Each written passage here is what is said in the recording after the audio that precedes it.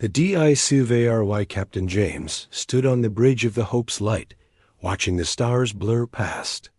His cargo ship had made this route 100 times. Earth to Station 9, trading medical supplies for rare metals. Simple work. Boring work. He liked boring. "Captain, we're getting a distress signal," said his pilot. A young man named Rick. James frowned. Distress signals in this sector were rare. The galactic trade routes were safe. Too many species used them. Location? 2 hours away.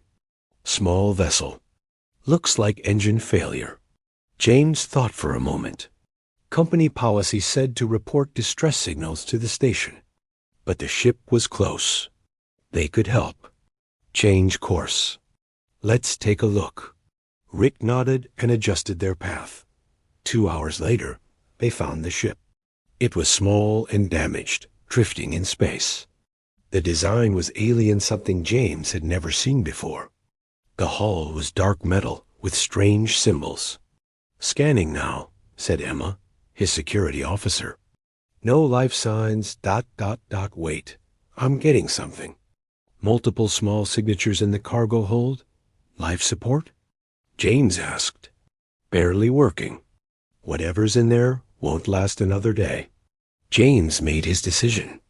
"Rick, bring us alongside. Emma, get the boarding team ready. We're going in." 20 minutes later, James walked through the airlock into the alien ship. The air smelled wrong, stale, and cold. Emergency lights flickered. His team moved carefully through narrow corridors. They found the cargo hold at the back of the ship.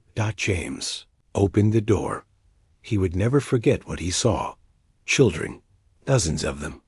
Alien children from at least 5 different species. They huddled together in cages. Small cages. Too small. The children were thin. Their eyes were huge and scared. They wore metal collars around their necks. "Oh, God," whispered Emma behind him. One child near the front, a small creature with gray skin and 4 arms, looked up at James. It didn't speak. It just stared with hopeless eyes. James felt something break inside his chest. He had 2 daughters back on Earth, 7 and 9 years old. These children were the same size. "Get these cages open," James said quietly. His voice shook. Now, his team moved fast. They cut through locks and pulled children out. The children didn't run. They didn't speak. They just watched with empty eyes. James knelt beside the 4-armed child. "Hey," he said softly. "We're here to help. You're safe now." The child didn't respond. Emma appeared at his side.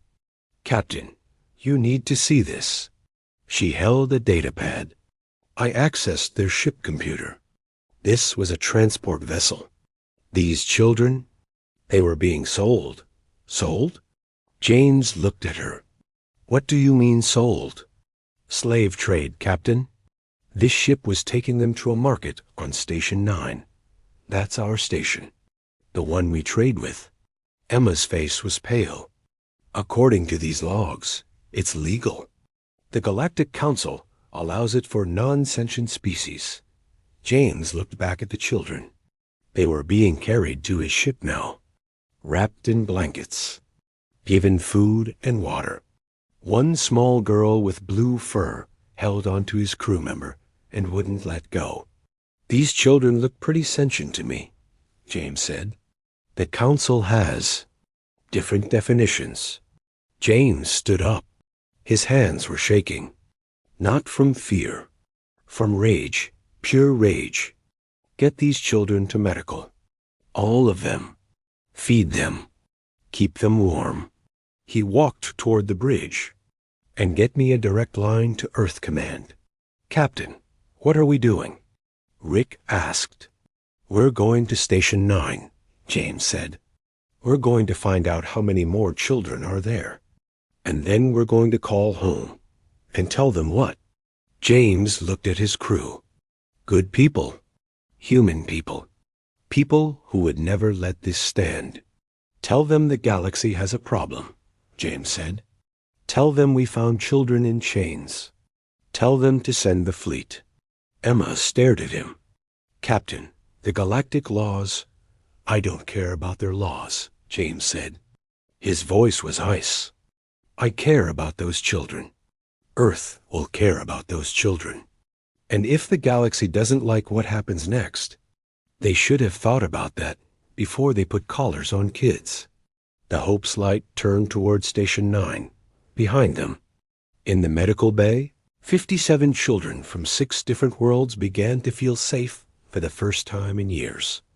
Ahead of them, the galaxy had no idea what was coming, but they would learn.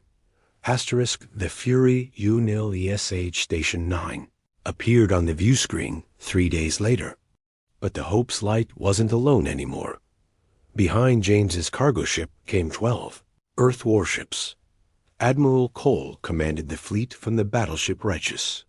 She was 50 years old, gray hair pulled tight, and her eyes were cold as space. She had seen the recordings James sent.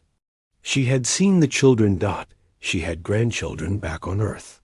Station 9 Control, this is Admiral Cole of the Earth Defense Fleet, she said into the comb.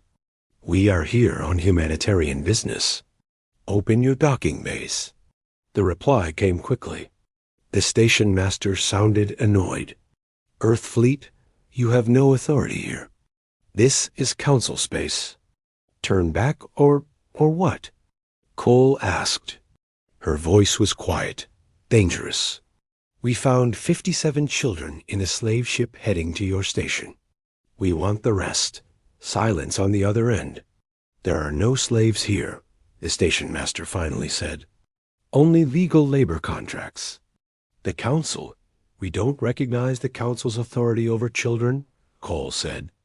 You have 10 minutes to evacuate all children to our ships. After that, we're coming in. You can't do this. The galactic laws.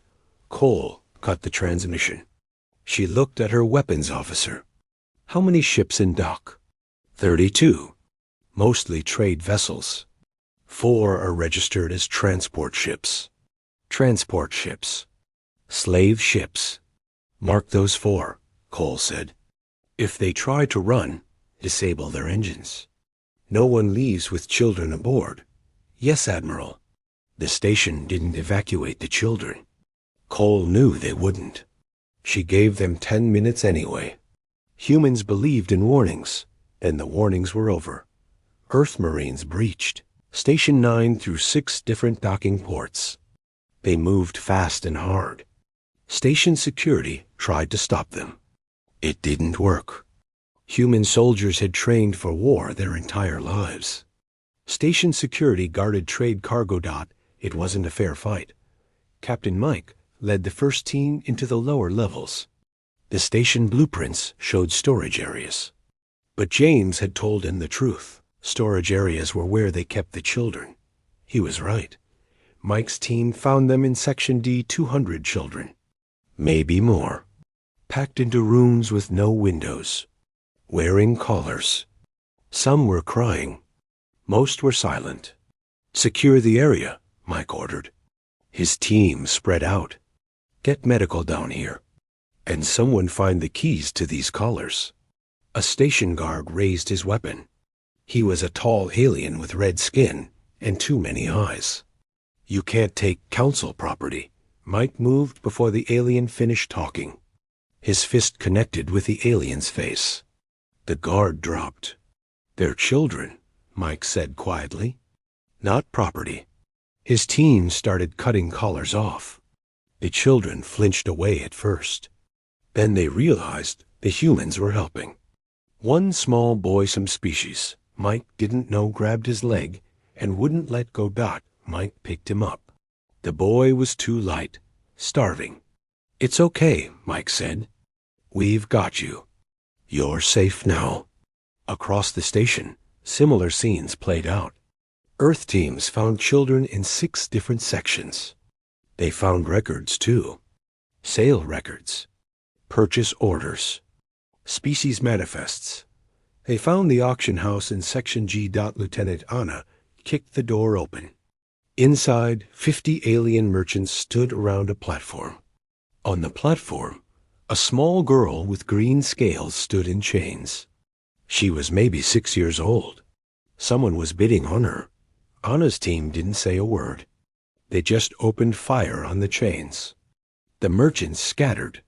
Anna walked onto the platform and picked up the girl. Sales canceled, Anna said. Back on the Righteous, Admiral Cole watched the reports come in. 312 children recovered from the station. 4 slave ships intercepted trying to flee. Another 200 children on those ships. Admiral, we're getting transmissions from the Galactic Council, her comm officer said. They're demanding we stand down. They say we're violating 12 different treaties. Cole thought about her granddaughter, 8 years old. Loved to draw pictures of stars. Send a message to the council, Cole said. Tell them this. We found your treaties. We found them wrapped around children in chains. Earth rejects those treaties. And if anyone tries to stop us from freeing these children, they'll find out why humans spent 10,000 years learning how to make war. Should I clean that up a bit, Admiral? No, Cole said. Send it exactly like that. The Righteous turned toward the next system. Intelligence reported 3 more slave markets within 2 jumps.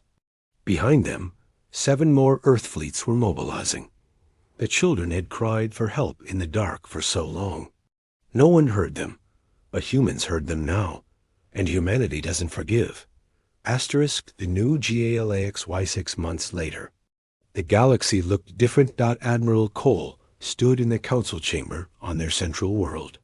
Around her sat representatives from 200 species. Some looked angry. Most looked afraid. They should be afraid. The human fleet violated our sovereignty, said Council Leader Vorn. He was an old alien with purple skin and a voice like grinding metal. You attacked our stations, destroyed our ships, ignored our laws. Cole stared at him. She didn't blink. We freed 50,000 children. Would you like to know their names? That's not... I have a list, Cole continued. Her voice was calm. Too calm.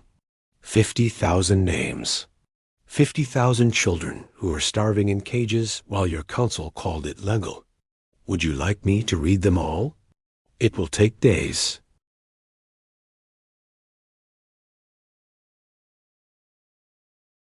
Vorn's skin darkened. Anger or shame? Cole didn't care which. The labor system has existed for 3,000 years, another council member said. She was a small creature with silver eyes. It's part of our economy, our trade networks. You can't just... We already did, Cole said simply. Your slave markets are ash. Your transport ships are scrap metal. Your auction houses are empty. We didn't ask permission. We won't apologize. This is war, Vorn said. Cole smiled. It wasn't a nice smile, is it? Then declare war on Earth. Send your fleets. See what happens. Silence filled the chamber. Everyone knew what would happen.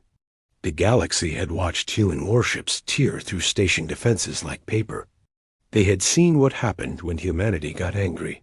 Really angry. No one wanted that war. What do you want? Vorn asked quietly. Cole pulled out a datapad. This is the Human Protection Act. It's simple. No species may enslave, sell, or harm any child of any race. Not for labor. Not for trade. Not for any reason. Any violation brings immediate Earth response. You can't enforce that across the galaxy. We already are, Cole said. We have 20 fleets patrolling trade routes.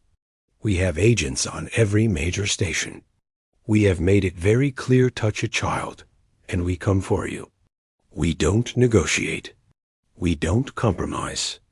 We just come. Vorn looked at the other council members. They looked away. You're forcing your morality on the entire galaxy, he said. Cole leaned forward. Yes, We are. Because our morality says children don't belong in chains. If your morality says different, then your morality is wrong. Earth has spoken. The rest of the galaxy can adjust. The vote took 3 hours. The Human Protection Act passed. Not because the Council wanted it, because they feared what would happen if they refused. Earth had made its point dot in a medical facility on Earth's moon. A small boy named Tom walked through the gardens. He wasn't human. His skin was gray. He had 4 arms. But he smiled like any 7-year-old. Dr. Lisa walked beside him. She had been treating rescued children for months now. "How are you feeling today, Tom?" "Good," Tom said. His human language was getting better. "I drew a picture." He held it up. It showed a big ship with humans inside, and children holding their hands. "That's beautiful," Lisa said.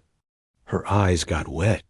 She had seen Tom when they first brought him in, starving, terrified, covered in scars from his collar. Now he drew pictures and smiled.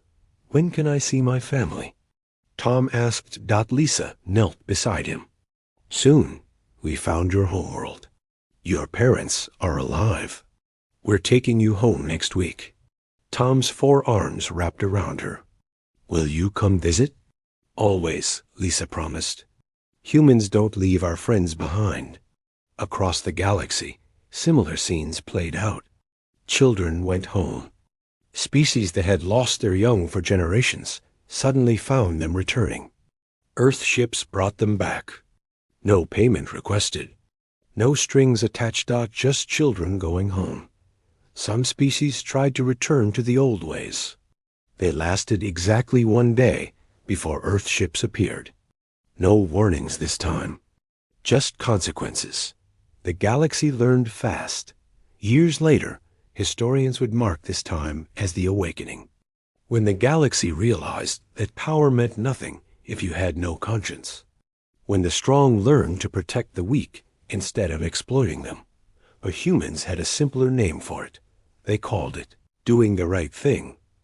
Admiral Cole retired 5 years later. At her ceremony, a representative from the council gave a speech. "Humanity showed us our shame," he said, "and then showed us the path forward. The galaxy is better because Earth refused to look away." Cole accepted her medal. Then she said the words that became humanity's motto. "We protect the children. All of them. Always. That's not negotiable. That's not cultural. That's just right." The galaxy burned in humanity's fury, and from those ashes something better grew. The end. Asterisk.